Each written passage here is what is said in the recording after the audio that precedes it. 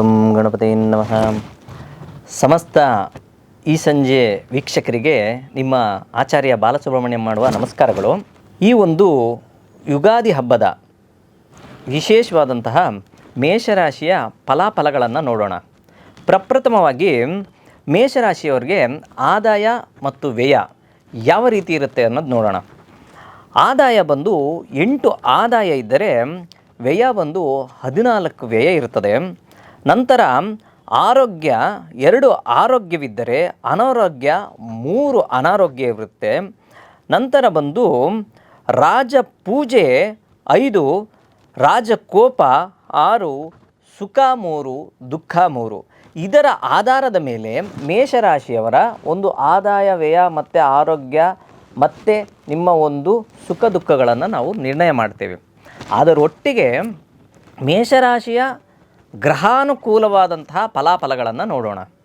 ನೋಡಿ, ಸ್ವಲ್ಪ ದಿನಗಳ ನಂತರ ಅಂದರೆ ಸರಿಸುಮಾರು ಮೇ ನಂತರ ನಿಮಗೆ ಗುರು ಭಗವಾನರು ದ್ವಿತೀಯ ಸ್ಥಾನ, ಕುಟುಂಬ ಸ್ಥಾನ, ವಾಕ್ಸ್ಥಾನ, ಧನಸ್ಥಾನಕ್ಕೆ ಸಂಚಾರ ಮಾಡ್ತಾರೆ.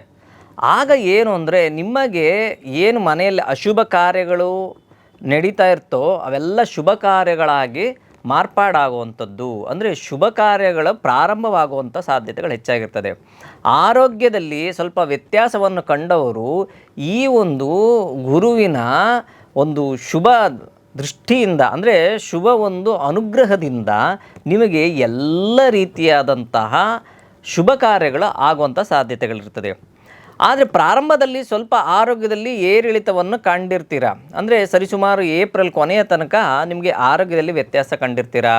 ಮಾನಸಿಕವಾಗೂ ಸಹ ಸಮಸ್ಯೆಯನ್ನು ಅನುಭವಿಸಿರ್ತೀರ. ಯಾಕೆಂದರೆ ಗುರುವು ನಿಮ್ಮ ರಾಶಿಯಲ್ಲೇ ಸಂಚಾರ ಮಾಡಬೇಕಾದ್ರೆ ಅದನ್ನು ಜನ್ಮಗುರು ಅಂತ ಹೇಳ್ತೀವಿ. ಅದರ ಒಟ್ಟಿಗೆ ಷಷ್ಠಸ್ಥಾನದಲ್ಲಿ ಕೇತುವಿನ ಸಂಯೋಗ, ಅಂದರೆ ಕೇತುವಿನ ದೃಷ್ಟಿ ಸಪ್ತಮದಲ್ಲಿ ರಾಹು, ರವಿ, ಚಂದ್ರರಿದ್ದಾಗ ಆರೋಗ್ಯದಲ್ಲಿ ವ್ಯತ್ಯಾಸ.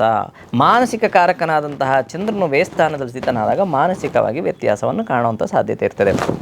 ಇದು ಸರಿಸುಮಾರು ಈ 1 ತಿಂಗಳ ನಂತರ ನಿಮಗೆ ಸಂಪೂರ್ಣ ಶುಭ ಫಲಗಳನ್ನು ಉಂಟು ಮಾಡುವಂಥ ಸಂದರ್ಭ ಉಂಟಾಗುತ್ತೆ.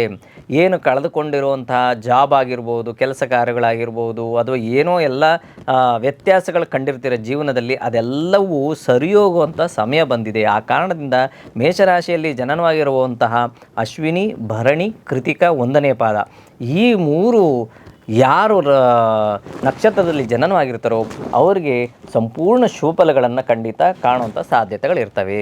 ಇನ್ನು ಮೇಷರಾಶಿಯವರು ಏನಾದರೂ ಸಣ್ಣ ಪುಟ್ಟ ಸಮಸ್ಯೆಗಳನ್ನು ಅನುಭವಿಸ್ತಾ ಇದ್ದರೆ ಸಾಕ್ಷಾತ್ ಸುಬ್ರಹ್ಮಣ್ಯನ ಒಂದು ಸ್ಮರಣೆ ಮಾಡಿ, ನಾರಸಿಂಹನ ಒಂದು ಸ್ಮರಣೆ ಮಾಡಿ ತುಂಬ ಒಳ್ಳೆಯದಾಗುತ್ತೆ. ನಾಗರಕಲ್ಲನ್ನ ಸುತ್ತುವಂಥದ್ದು, ಪ್ರದಕ್ಷಿಣಾರೂಪಕವಾಗಿ ನೀವು ನಮಸ್ಕಾರಗಳು ಮಾಡುವಂಥದ್ದು, ಇವೆಲ್ಲ ಮಾಡಿದ್ರೆ ಖಂಡಿತ ಒಳ್ಳೆಯದಾಗುತ್ತೆ. ಅದರಲ್ಲಿ 2ನೇ ಮಾತೇ ಇಲ್ಲ.